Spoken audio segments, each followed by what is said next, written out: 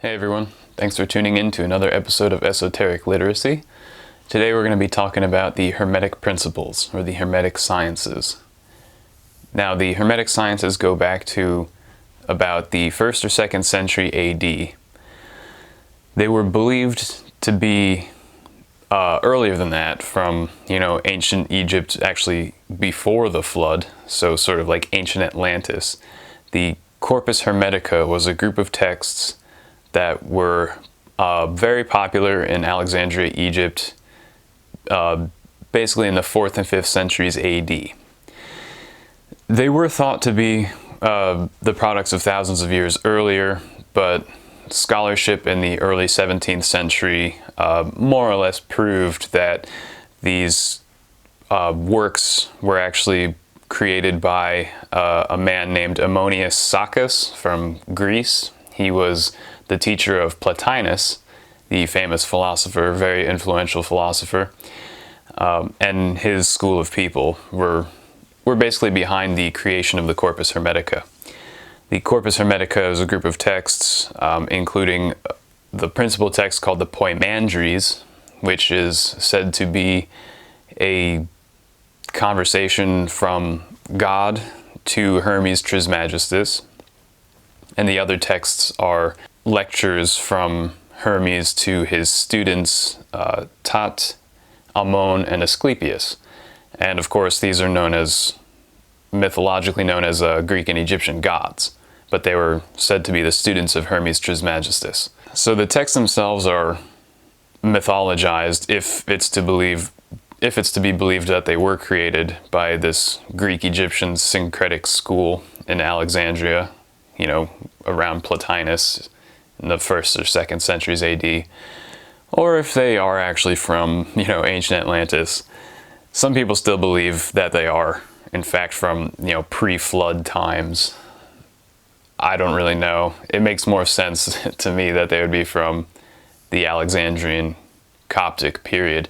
Also considering that some texts in the Nag Hammadi library, which was a bunch of jars found in Syria in 1945 or 47, buried underground. Of course, the jars were hermetically sealed, and some of these texts are Gnostic Christian texts from between the 1st to 4th centuries AD. They were likely hidden there around the 5th century AD, when Nicene Council was choosing what was going to be included in the Bible and what was going to be excluded. And somebody probably thought it was important to hide and protect those Gospels that were going to be destroyed by Roman society. And some of these Nag Hammadi texts are Hermetic texts. They're clearly Hermetic if you study them both side by side. Some of these texts include the so-called Prayer of Thanksgiving, the Authoritative Teaching, the Thunder Perfect Mind, the Acts of Peter and the 12 Apostles. Of course, that's the Nag Hammadi version, not the version that actually got in the New Testament. There are many different versions of Acts that did not get into the canonical Testament. And there's another text called Asclepius, which is, again, about that Greek deity. And these are in a sort of Christian package, but are highly Hermetic. And so it stands to reason that all of the Hermetic texts were composed in Alexandrian Egypt in the 1st to 4th centuries AD. These texts were extremely popular, or repopularized, I should say, in the Renaissance era. They were retranslated and published by a guy named Marsilio Ficino, and he published them in 1471, and they became extremely popular throughout Europe.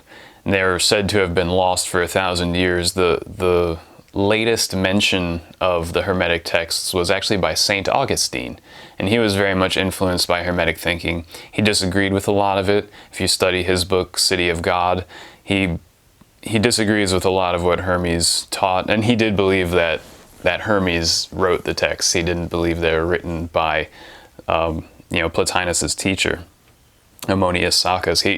Augustine actually thought Hermes wrote them, and he disagreed with Hermes for being a pagan and whatnot, but Augustine was clearly very influenced by the Hermetic texts. He had been studying them since he was like 12 years old or something like that. He was clearly influenced by them. His conceptions of God largely agree with the Hermetic conception, but they disagree on, obviously, the Christian points. After the popularization of these texts in Renaissance era Europe, you can see that they became sort of the foundation of modern science. People who studied the Corpus Hermetica were people like Johannes Kepler, Copernicus, Isaac Newton, Francis Bacon, and so on. You know, the fathers of modern science were deeply influenced by the Hermetica. With that sort of brief historical context put into place, now we can talk about the Hermetic philosophy properly. This is my view of the Hermetic principles based on, give or take, 15 or so years of my own scholarship, piecing things together, and reading all kinds of books on it, reading the Hermetica proper, which can be read on online. There's so many digital versions of it out there for free. Also, the only book I'm going to be recommending today is this one. It's called The Kybalion. It's by William Walter Atkinson. He was an early 20th century philosopher. He wrote under a lot of pseudonyms. But this is like a really good overview of Hermetic principles, and that's why it'll be the only one I'm going to recommend today, because you know, you don't really need to read any other books if you want to just understand Hermetic principles, other than the Hermetica itself.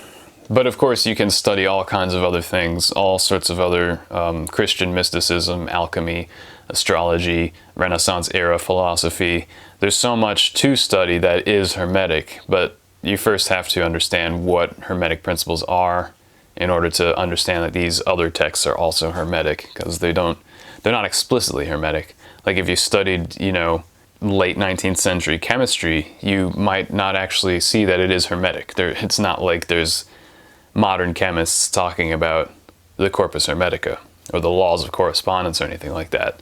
They've sort of just digested the principles and have subtly integrated them into their own sciences, which is why the Hermetica really is the foundation of modern science, and people sort of take it for granted. So in this lecture, I'm going to try and clarify so that you don't take it for granted anymore, and that you can see the Hermetic underpinnings of modern thought, modern science. So what I'm going to describe isn't necessarily what I believe. It's just what is taught by the Hermetic sciences as I've gathered them over the years. So the first thing that you will encounter when trying to grasp Hermetic principles would be just like how you're supposed to think about your mind and the universe and things like that, you know, just how you're supposed to reason around things. And the first idea is that there is a spiritual principle, a mental principle, and a physical principle, but they're all really the same thing. They're the all, or God. I'll probably use the word God more than the all, because it's just an awkward word, the all. It's just a weird word to say.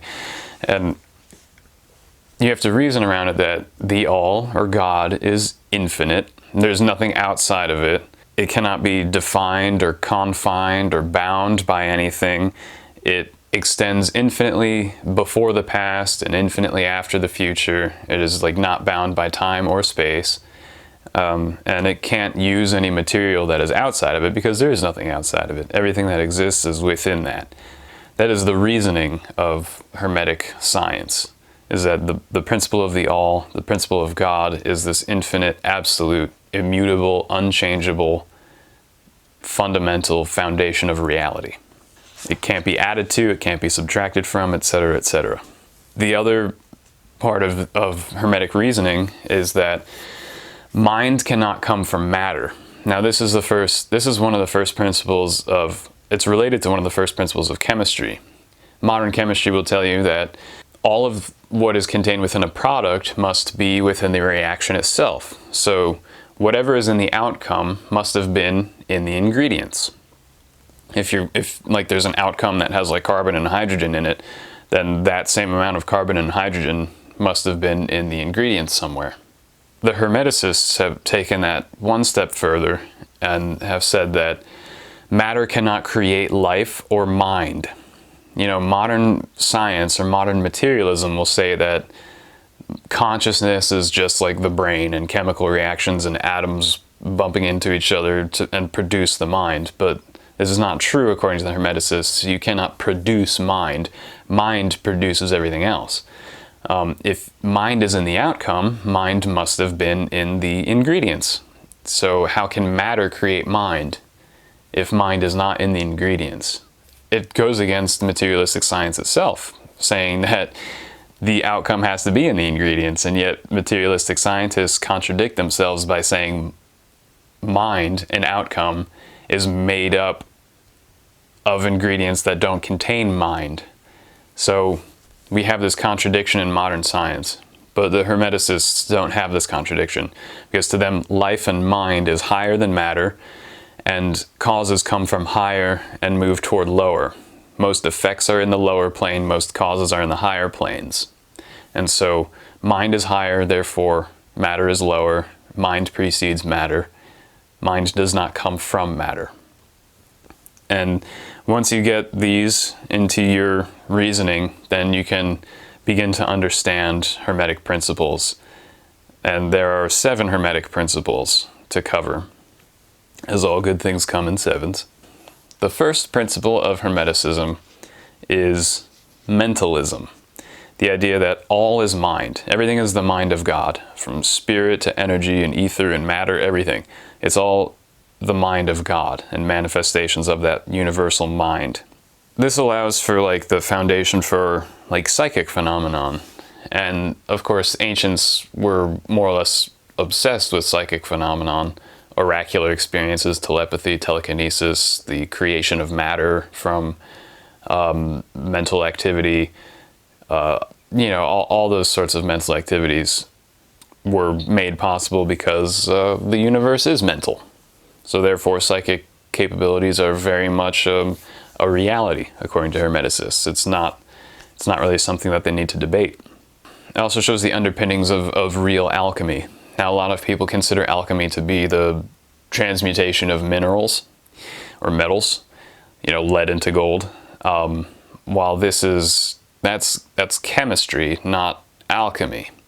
Alchemy would be a mental transmutation, and the mind can be used to transmute actual material elements. You know, any real alchemist who is interested in the chemistry aspect of it will tell you that you can't just transmute lead into gold with just basic chemical processes. You also need a mental and spiritual process to couple with the material process, otherwise the material process itself won't work. And if you do it properly, both the material gold will manifest and an internal spiritual and mental gold will manifest simultaneously. And that the real process is mental, not physical. Physical is just a nice byproduct of the mental. So real transmutation occurs on the mental plane and not the physical. The second principle is the principle of correspondence. You've probably heard the old maxim, as above, so below. This is a Hermetic principle. It has been said for, nearly 2,000 years now, probably longer. Of course, the literalists think the ancient Egyptians taught this too, which they probably did, considering they had their stellar religion. What happens in the stars is reflected in the world below. You can also see like a solar system resembles an atom, even though if you don't believe atoms exist, or not at least in the way that Niels Bohr taught, that they're like these little balls floating around other things, but that they're more like whirlpools of energy or whatever. The solar system can still be seen as that. The orbits of planets, the rotations of planets, very much whirlpool effect, and that a solar system exists on this plane, which is very interesting. So you can think of the solar system as a whirlpool of energy, as above, so below. But a point of contention here is not literally as above, so below. So there's a common misconception amongst astrologers, and this has always kind of bothered me. They believe that the stars and planets and constellations actually cause what is happening on the Earth. That it's like these powers emanating from the celestial bodies that are causing things to happen. Like when Mercury is in retrograde, Mercury being in retrograde is causing, breakdowns of communication or breakdowns of commerce or whatever. That's really not true. It's the stars and planets, they are like a calendar. When Mercury is in retrograde, that's just letting you know that conditions exist which are going to cause breakdowns of communication and commerce, or whatever else the stars are doing. They're just like signifying that these are the conditions. And the impulses that cause these things are coming from higher planes, from spiritual planes, not from the planetary or celestial planes. So the planets and stars, they're more just like a clock letting you know when these conditions are prominent or predominant. They're not actually causing the conditions. They're just letting you know that these conditions are arising from the spiritual world. So as above is not literally above. It's above in a hierarchical sense, that the spirit is above mental, which is above material. So it's a hierarchical above, or a qualitative above, not a quantitative above. According to the Hermeticists, there are those three planes, the lowest being material, a mid-range plane being the mental, and the highest being spiritual. But these planes are not, they don't have distinct divisions. It's not like material suddenly stops and becomes mental, which suddenly stops and becomes spiritual. It's like a gradation. And there's no clear distinction between the mental planes. And they can also be sort of subdivided into 7 like minor planes you can look at. But again, these are not like distinct planes. These are just gradations, and it's easy to think of them in terms of distinctions. But, you know, just understand it's like a spectrum. The physical planes you could look at, like, you know, from gross matter, just like solid, liquid, gas would be like the lowest manifestation. Then you could have like radiant matter at like plasma or fire. Then you could have like above that would be more subtle matter, like I don't really know what you could call it. Maybe like if quantum particles exist, things like quantum particles, quarks and flavors would be like the subtlest form of tangible matter. And then above that you would have like the ether, you know, where matter and energy are sort of mediated. So above the ether now you get into more energetic planes of matter, like heat and light and magnetism and stuff like that, electricity. Then above that you could have like, I'm not sure what that would be, maybe quantum forces, if such things exist, like spin, weak force, strong force, stuff like that. And then above that you have like almost the divine power, or it's like approaching mental power. Then you get onto like the mental plane. But the mental plane sort of is integrated in the material plane as well. It sort of overlaps because it begins with like the mineral mind, and then like an elemental mind, then the plant mind, and something above the plant mind, then the animal mind, something above the animal mind, and then the human mind. Again, not distinct, just sort of gradations. And then when you get into like the spiritual subdivisions or the spiritual plane, by definition you can't describe them because they are above the mental plane. The mental plane is where our concepts come from and our words. So concepts are described by words, and words are slightly lesser than the concept that they're describing. We all know that problem when you try to describe something that you're thinking or imagining, and your description is never quite perfect. It's never quite communicating what you're trying to get across. So much more so for the spiritual, because reasoning and mind are not spiritual, they're mental. So your concepts cannot reach the spiritual plane, so by definition, the spiritual planes cannot be described.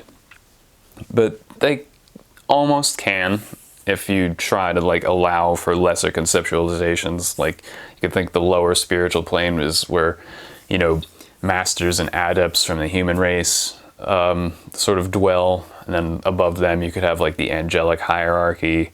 Then above them you would have like what you could call gods with small g's, or like the seraphim and cherubim according to a more Judeo-Christian interpretation of the hierarchy, and things like that.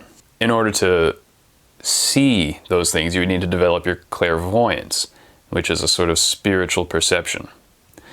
And the Hermeticists believe that that was possible, of course, that your mentations can be transmuted into spiritual perceptions, what, you know, we would call clairvoyance. Since like the 19th century, we would call it clairvoyance. There are, you know, 2 paths of developing your clairvoyance. There's a morally righteous path and a morally corrupt path. You can use spiritual powers obviously calling them down, using the Hermetic laws, which we'll get into later, to improve your life or whatever, to just use these powers. And you can use them morally, or you can use them with evil intent to raise your vibrations, so to speak. I'll talk about that. But the thing is that according to the Hermeticists, those who use the spiritual powers for evil will pay a terrible price. They will fall back into matter in an equal measure to which they rose in spirit. The Hermeticists believed in the continuation of life, what the Greeks called metempsychosis, or what we in the modern world would call reincarnation. They also believed in karmic retribution, karma. They didn't call it karma. It was basically just under the law of correspondence, is this law of sort of moral retribution. So like if you use the spiritual powers for evil, you could reincarnate as a bacteria on a piece of cow poop or something like that, and you'd have to retrace your steps of evolution, always in the back of your mind or in your heart of hearts, knowing your guilt. We can now get into the principle of vibration, the third principle, and you'll see how each of these principles relates to the other ones. It's a very nice continuous system. The principle of vibration is basically that nothing rests, everything is in motion, everything vibrates. And there is a low end of the frequency spectrum and a high end of the frequency spectrum. And this goes along with the planes that we were talking about, from the material through the mental through the spiritual, that the material planes will be at the lower end of the frequency spectrum and the spiritual planes will be at the highest end of the spectrum. Everything has its vibratory frequency, even mentations, mental phenomenon, telekinesis, ESP, even such things like that, light and heat, are waves being propagated through the ether, therefore have a vibratory quality to them. There's this analogy that is very popular of the spinning top. Now, most people think of a vibration as like a movement like this, back and forth, like a guitar string or something like that. But a vibration can also be a spin. If a thing spins around 1 time per second, it's spinning at 1 hertz, or 20 times per second, that's 20 hertz. So if you take a spinning top and spin it on a table and you're watching it, it's usually spinning around 8 to 15 hertz, and that's below the auditory range of human hearing. The human being can only experience a certain spectrum of frequency, a certain range of phenomenon, and there are things beyond that range and beneath that range that the human being cannot perceive. So as soon as a spinning top reaches around 20 hertz, you'll hear like a bassy musical note. And it can spin faster. If you spin it faster and faster from 20 hertz up to 20,000 hertz, that's the auditory range. You'll hear the tone getting higher and higher and higher and higher. And at 20,000 hertz and beyond that, you get into like dog whistle territory where the human ear can't hear it anymore. Spinning it faster and faster, then you can begin feeling heat coming off of it. This will be infrared light. You spin it faster and faster, you might actually see it glowing red, faster than orange, than yellow, than green, than blue, than violet, as it spins faster and faster. And then beyond the violet range, if you can get the top spinning that fast, it will actually vanish. It will be vibrating so fast that the human eyes will not be able to perceive it anymore, even though it will still be there. And it will now be producing ultraviolet radiation. And so if you're around it too long, you might get a little sunburn from your little spinning top. Faster than that, it'll get into the X-ray range and then the gamma ray range. And beyond the gamma ray and the cosmic, what we call the cosmic ray range, which is just like super high frequencies, it will begin emitting magnetic qualities and then electrical qualities. Faster than that, it will actually cease to be an object as we normally think of an object, and it will lose its material constituents and become an etheric object. If it can continue increasing past the etheric range of frequencies, it can take on mental qualities and pass through the mental range of frequencies, and then spinning faster and faster, if it can still be said to spin as a conventional object, which it won't be at that point. Obviously, if it's existing in the mental plane, it's not a conventional object, it's an imaginatory object. And then it will become a spiritual object, which of course is not an object at all. And it will be reabsorbed into the all, or reabsorbed into the mind of God. In the 1960s, there was a serious occult revival, mostly in the United States, of course, and you had like New Age hippies coming out, and they took this doctrine very seriously. There were many republications of the Hermetic philosophy, especially because of was it Francis Yeats, who wrote those books on the Renaissance, and she repopularized the Hermetic tradition. And the New Age hippies loved it, and they took the law of vibration very seriously. You'll hear hippies and New Agers all the time talking about raising your vibration. This is what they mean, because they believe that you can become a spiritual entity by raising your vibration. I guess if you just spin around fast enough, you'll become an angel. And that brings us to the masters of 20th century Hermeticism, which were, of course, the Beach Boys.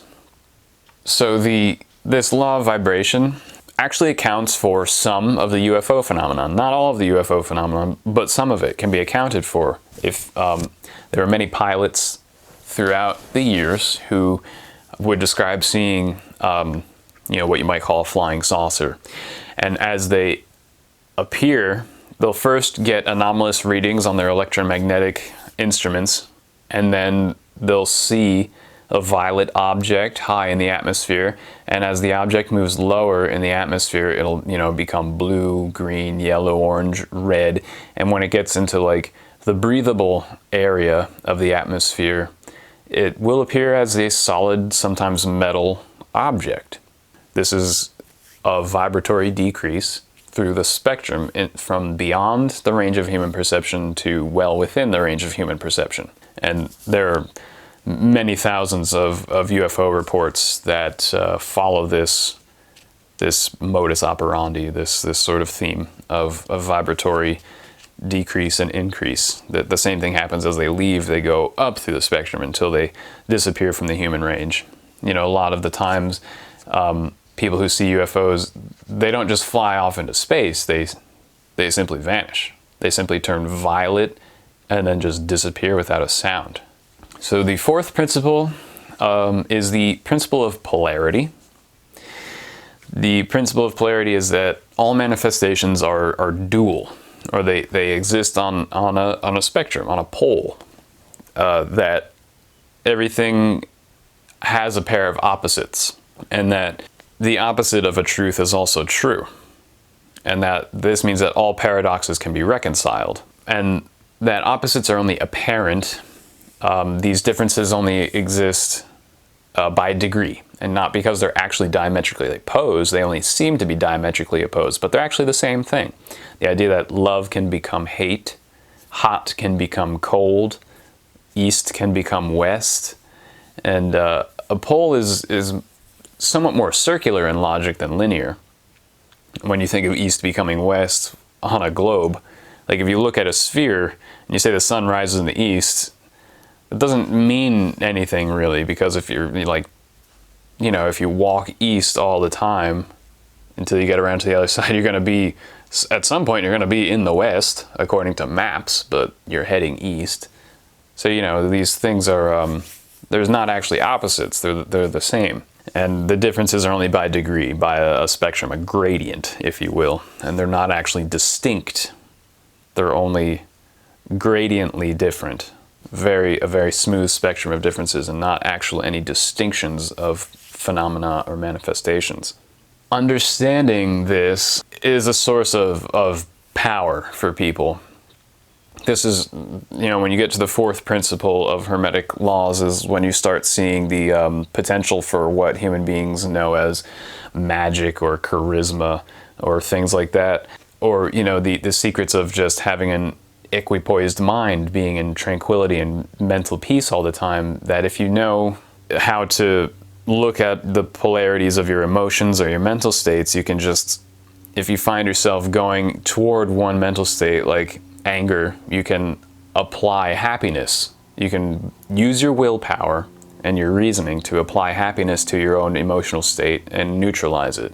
If you feel yourself moving toward hate, you can apply love and neutralize your hate, and so on. And this will give you your equipoise. This is one of the secrets of tranquility, as taught by the Hermeticists. And this is why it was so important for Renaissance era Europeans was dealing with all of the strife and war that was going on. This was kind of like this was sort of like their Taoism or the Buddhism of Europe at the time. This was how people could mentally deal with the, plague and political corruption, religious institutional corruption, and these things that were like beyond the individual to deal with. So they had to deal with them internally and to not be bothered by them, to be tranquil regardless of the war and oppression going on, that they could find a sense of inner peace and spiritual upliftment. This is why the Hermetic laws or the Hermetic principles were so attractive to Renaissance era Europeans. It really gave them a sense of hope and peacefulness, individual sovereignty over their own states of mind and emotion. It was probably one of the only things that allowed Europeans to survive, like, the Catholic Inquisition, the rise of materialistic science, plague and constant warfare, that without this Hermetic idea of neutralizing the polarizations through willpower and emotional stability, who knows what would have happened to Europe? It might have unraveled, everyone would have become schizophrenic and hopeless and desperate and stuff like that. Many did, of course. But those who understood the Hermetic laws were much better off than those who didn't. Now, the fifth principle is the principle of rhythm. The idea that all phenomena exist in a rhythm. There's inhalation and exhalation. There's rising and ceasing. Everything has its tide. Everything has its season. Everything exists in rhythm. Everything from breathing in to breathing out, to consuming nutrients, to excreting wastes, to the rise of a civilization and its eventual collapse. Everything is born, it grows, reaches a state of maturity, and then decays and then dies. And then to be reborn or transformed into another cycle. You can think of like a sine wave, everything arises and ceases, or ebbs and flows, and so on. And this exists on all planes, material, mental, and spiritual. Nothing can get beyond the rhythm, although understanding it, we can mitigate its negative effects. Going back to the laws of polarization, and neutralizing the polarization, you can do the same thing neutralizing the rhythm, utilizing that same principle. Because most rhythms in nature come from karmic causes, moral retribution causes, and subconscious causes. They mostly come out of the subconscious. People are subject to these rhythms when they're unaware of them. If you become aware of causes and effects, and how cause and effect follow this rhythm, cause and effect, and you can just intelligently mitigate the negative effects of these rhythms. You can see the causes and understand the effects, and thereby you're like riding the tiger instead of being mauled by it, as is the famous saying. You have to understand that when the pendulum swings to the left, it will be reciprocated with an equal swing to the right, and so on. That the law of rhythm is very compensatory. If you understand the compensation of the law of rhythm, you can escape its negative effects. You can't deny the law of rhythm, but you can use it to your advantage. The idea is like a rise in pleasure will come after an equal rise of pain. And the law of rhythm is exploited, or rather taken to a dangerous degree, with monastic asceticism, where you have monks who, of course, will flagellate themselves or injure themselves in some way as a form of repentance or as a form of compensation. They believe the more bodily harm they cause to themselves, the greater spiritual bliss they will then have afterward, which is, in my opinion, is a perversion of the law of rhythm. I've never exactly tried it myself, so it might be true, but I'm just going to say it's probably not true. Again, that's just my opinion, that it is an extreme form of the law of rhythm and an unnecessary one, especially considering that the laws of Hermeticism say that mental transmutation is far more important than physical transmutation. So injuring your body in order to gain spiritual bliss is an extremist way. You're messing with the low pole of the material so that you can feel the high pole of the spiritual. But if you stay in the middle pole of the mental, you will naturally evolve into the spiritual plane. That's another principle of Hermetic reasoning that goes back to the beginning of the lecture, that all is mental, and you can slowly rise up your vibration into the spiritual by focusing on the mental, because as human beings, we're mostly mental beings, or that lean toward the spiritual. We come from the spiritual into the material, and therefore are mediated by the mental. So this self-flagellation is kind of a corruption or a misguided attempt of mitigating the negative effects of the laws of rhythm. The next principle, the sixth principle, is cause and effect. This is one of the more favored of modern science, to a degree, though. They didn't take this principle as far as the Hermeticists did. Modern science likes to sort of do what they call trimming the fat, or getting rid of superstition, which of course is not true. It's just what they say they do. And science, they love the idea of cause and effect most of the time, except when it comes to the creation of the universe. They like to believe that, the Big Bang Theory or whatever, that somehow an effect came without a cause, which is of course nonsense.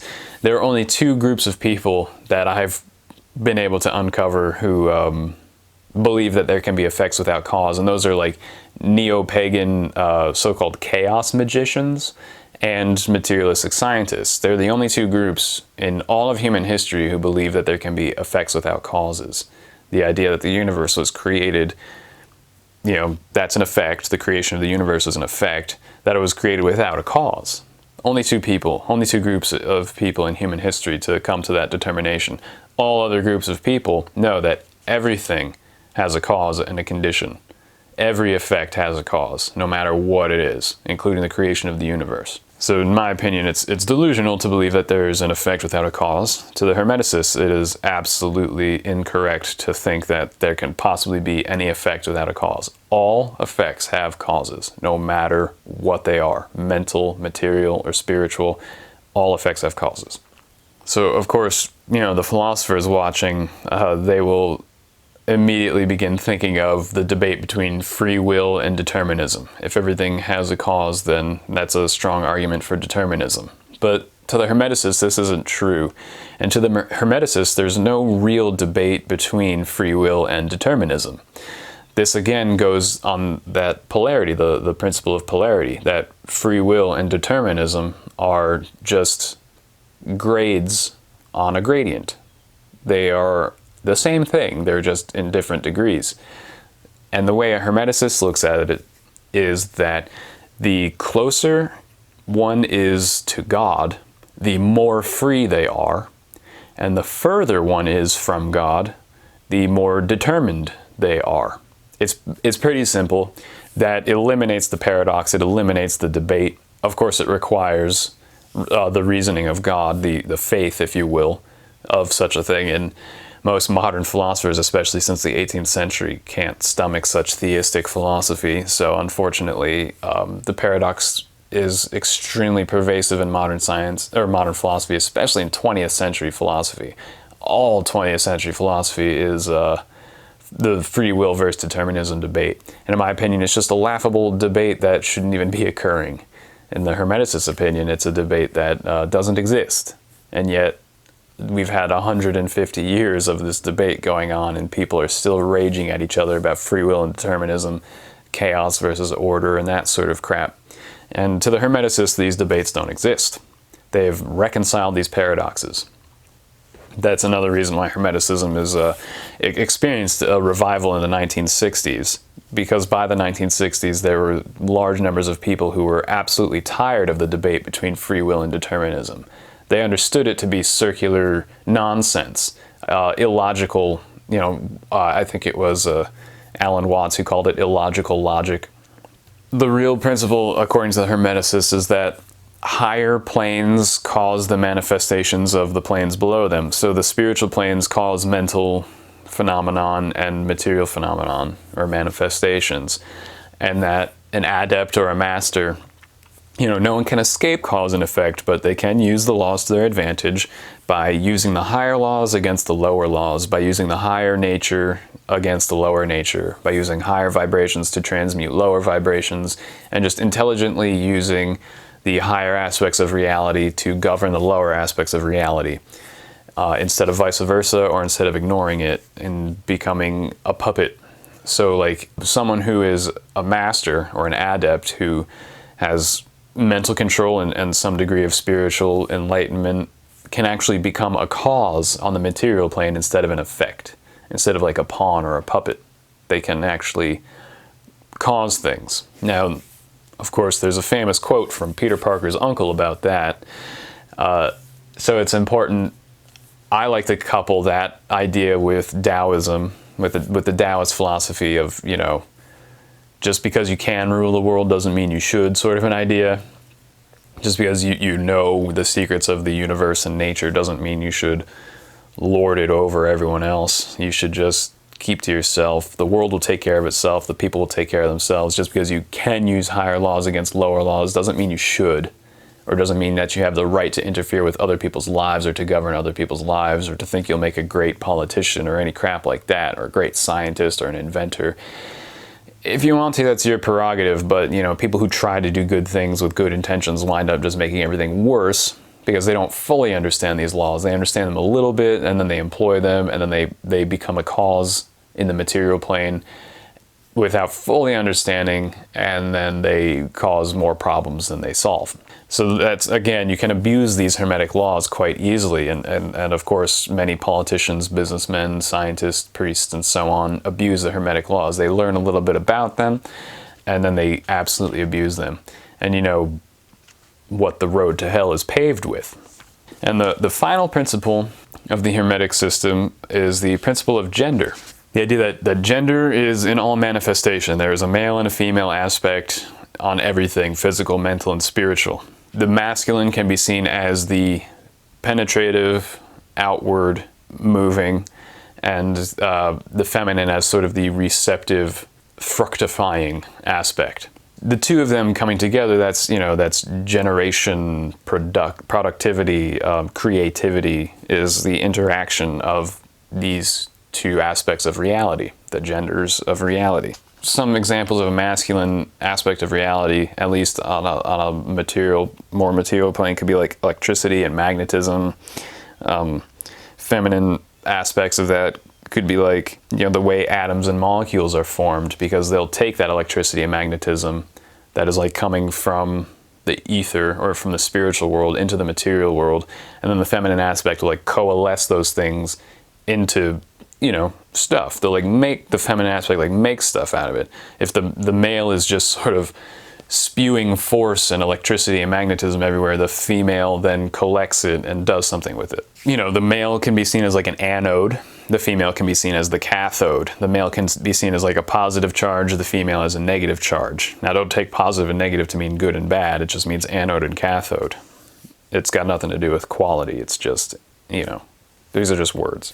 When we talk about the masculine and feminine in terms of mind states, the masculine mind can be described as, the objective, conscious, voluntary, active mind, and the feminine aspect of the mind is, the subjective, subconscious, involuntary, or receptive mind, or the passive rather than active. This brings us into like quality of identity in a hierarchical sense. When you meditate on the self, you can find sort of like these two aspects of the self.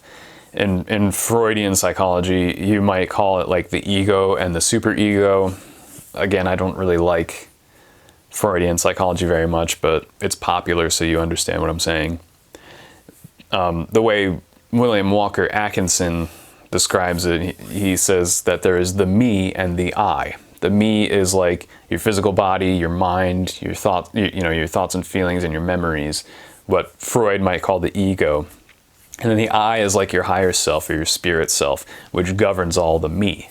It governs the thoughts, it governs the feelings, it governs the body to act. So the I is like the higher self that is more or less in control of the lower self. The lower self being receptive and fructifying and sort of like a womb of activity would be the feminine, and then the spiritual self, the higher self, would be considered the masculine because it is giving forth of its will. So the will is really seated in the spiritual self, the masculine self. And then that will is taken by the feminine self, or the me, or the lower self, and does stuff with it and interacts with this world. This is extremely important to understand, and it's very controversial because most people, of course, having subscribed to Freudian psychology and materialistic science and the materialistic worldview, don't really believe in the I. They don't believe it exists. And everyone is really identified with the me, the feminine receptive ego, as Freud would call it, the body and the lower mind and the feelings and emotions. And that's what people think of when they think of what their self is. And they don't have any awareness of the higher I, or the spirit self. As the Hermeticists say, the will, your willpower, is centered in that higher self. So if you are not aware of your higher spirit self, that means that your will is essentially atrophied and non-existent, or you can allow it to atrophy and weaken. And as Aldous Huxley, the author of Brave New World, said, if you do not control your thoughts, somebody else will. And this is the secret of charismatic politicians and the rise of certain what you might consider to be anomalously successful politicians, people like Augustus Caesar, Adolf Hitler, Barack Obama, these people who seem to just like have hypnotized or dominated the minds of large populations of people.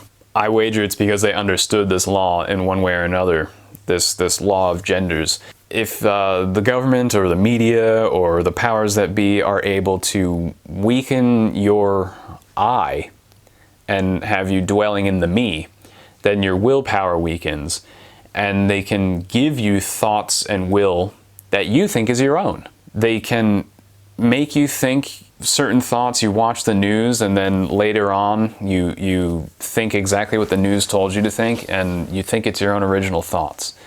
That occurs in people who have little to no awareness of the higher I. They believe other people's thoughts and will are their own thoughts and will. They can't tell the difference and are therefore dominated by these people. This is how governments are successful, essentially.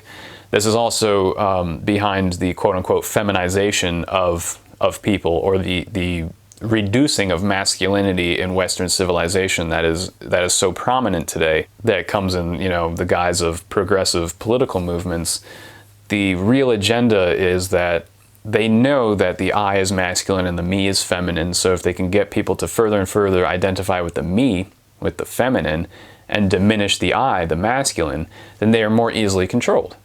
They can be given thoughts and will to be dominated by the people who still maintain their masculine I sense. So if, like, I have a very strong I, a very strong will, and you have a very weak I, or a non-existent I, a non-existent will, I can just make you do things, because you will have that vacuum on top of you, an emptiness that wants to suck in will and thoughts. Because you're not generating your own will and thoughts, that vacuum will gladly accept will and thoughts from somebody else, somebody more dominant, somebody stronger than you. So it's extremely important to maintain your independence and sovereignty by understanding what masculinity truly is. And not to sound like a tinfoil hatter, but honestly, that is my best explanation for why there is such demonization of the masculine. People coming up with terms like hypermasculinity or toxic masculinity and stuff like this, when they're referring to things that are not in fact toxic. Of course, there's toxic masculinity, there's toxic femininity, anything can exist out of balance in a bad way, of course. I'm not denying that these things exist, but people have taken it much too far. They apply it to all masculinity, and are trying to just diminish masculinity in general in order for them to dominate other people. They just want to have power over others, and we all subconsciously know that the me is feminine, the I is masculine. Get rid of the masculine of other people, and I will be able to dominate other people. Again, this is, these Hermetic laws are very easy to abuse, unfortunately. These are like great secrets that have been kept. Of course, religious institutions have suppressed these secrets because they like to use them against you. The scientists like to suppress these secrets because, well, for one, they're afraid of them when they accidentally rediscover them, and two, because they like to have power over you and keep you in a materialistic consciousness. They're powerful laws, and most people understand them on a subconscious level, which leads me to believe that they are mostly true. I don't completely agree with the Corpus Hermetica, but it is based on sound judgment. It really is. It requires a moral character to really employ them, to not abuse them. And, playing with these Hermetic laws, mentalism, neutralizing of poles, the domination that you can cause through the laws of correspondence and the laws of gender and understanding the laws of cause and effect. You can do a lot of great harm with them, but you can also do a lot of great good with them. Really, what you should do with them is just focus on yourself. Just take care of yourself. Don't worry about the world. Don't worry about society. Don't worry about trying to change the world. Just you focus on yourself, you change yourself. The world will take care of itself. The people will take care of themselves. Don't be an arrogant narcissist thinking you can make the world better because you understand some mystic laws. Like, it's not your responsibility. Your responsibility is to yourself. And that is where the Hermetic laws really shine, is just look within yourself, apply them to yourself, and your life will improve, and the lives of those around you will improve. Because according to the law of correspondence, if you raise your own vibration, you sort of create this, I don't know if you call it an aura or a field, and the people around you and near you will also be uplifted by your upliftment. If you improve your mood, you'll see the people around you, their moods also improve. And that's a sort of correspondence going on. And so that's what you're responsible for, your own moods, your own thoughts, your own feelings. And the rest of the world will take care of itself. So thank you very much for watching this lecture on the Hermetic laws. I hope you got something out of it. I would love to read your comments below. If you disagree with me, if there's something you'd like to clarify, if you have other ideas on this, if you have some research you would like to recommend that I do on this topic or other topics, or if you just want to speak your mind about it, I would absolutely love to read your comments. So please don't be shy. And again, thank you. I hope you have a nice day, and tune in next time for another lecture.